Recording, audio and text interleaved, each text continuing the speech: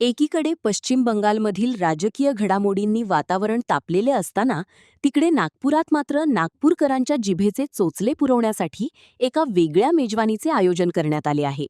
प्रसिद्ध शेफ विष्णू मनोहर यांनी विष्णू की रसोई येथे खास झालमुडी महोत्सवाचे आयोजन केले असून नागपूरकर या चटपटीत मेजवानीचा मनसोक्त आस्वाद घेत आहेत.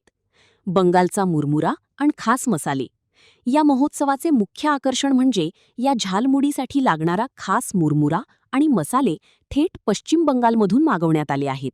बंगालच्या या पारंपरिक तिखट चटपटीत झालमुडीला विष्णू मनोहर यांनी आधुनिक ट्विस्ट दिला असून ती विविध फ्लेवर्समध्ये उपलब्ध करून देण्यात आली आहे. 1,500 ते 2,000 खवय्यांची मेजवानी. शेफ विष्णू मनोहर यांनी सांगितले की आज जवळपास 1,500 ते 2,000 लोकांना ही झालमुडी खाऊ घालण्याचे आमचे उद्दिष्ट आहे. विशेष म्हणजे ही झालमुडी केवळ चटपटीतच नाही तर पौष्टिक देखील आहे. जेवणातून मिळणारी सर्व आवश्यक पोषक तत्वे एका प्लेट झालमुडीतून मिळतील अशा पद्धतीने तिची तयारी करण्यात आली आहे. या आगळ्या वेगळ्या प्रयोगामुळे नागपूरच्या खाद्यसंस्कृतीत आता बंगाली चवीचीही भर पडली असून खवय्यांचा या महोत्सवाला उत्स्फूर्त प्रतिसाद मिळत आहे.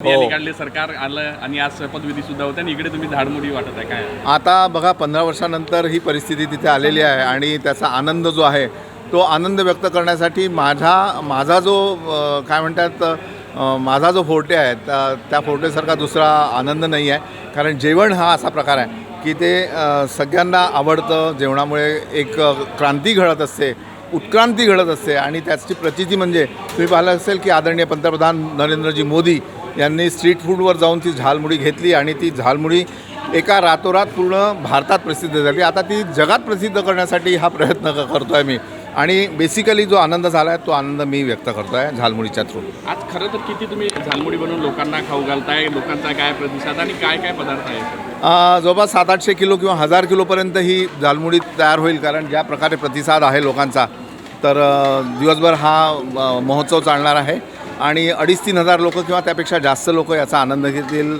याच्यात जवळपास 14 प्रकारचे वेगवेगळे आयटम्स आहेत की ज्यामध्ये चनाचोर आहे, मिक्स फरसाण आहे, त्याच्यानंतर हिरवा वाटाणा आहे, कच्चे दाणे आहेत, त्याच्यानंतर तुमचे छोले आहेत, देशी चणा आहे. जवळपास 14 आयटम आहेत आणि याच्यामधून प्रोटीन्स, विटॅमिन्स, त्याच्यानंतर फायबर, कॅल्शियम, आयर्न हे सगळे पदार्थ मिळतात आणि तसा स्वस्त प्रकार आहे. तर त्याच्यामुळे मला असं वाटतं की ह्याचा प्रसार आणि प्रचार सगळीकडे व्हावा आणि सगळ्यांनी झालमुडीचा आस्वाद घ्यावा. खरं तर पश्चिम बंगालमध्ये ज्या पद्धती मिळते की त्याच पद्धतीने बनवली आहे की काही बदल केलेला आहे? आता कसं असतं की ज्या भागामध्ये एखादा पदार्थ फेमस असतो किंवा प्रसिद्ध तर पाण्याचा एक फरक असतो. तर पाण्याची चव अर्थात इकडली तिकडली वेगळी आहे, त्याच्यामुळे होऊ शकतं. पण यामध्ये जो झालमुरी मसाला आहे तो खास तिकडनं आणलेला आहे. काही मसाला आम्ही इकडे बनवला. मुरली तिकडनं आलेली आहे म्हणजे मुरमुरा, तर मुरमुऱ्याला एक वेगळा स्वाद असतो तिकडल्या. पण बाकी पदार्थ इकडले आहे. प्रयत्न सगळा केलेला आहे पण एक नंबर आहे.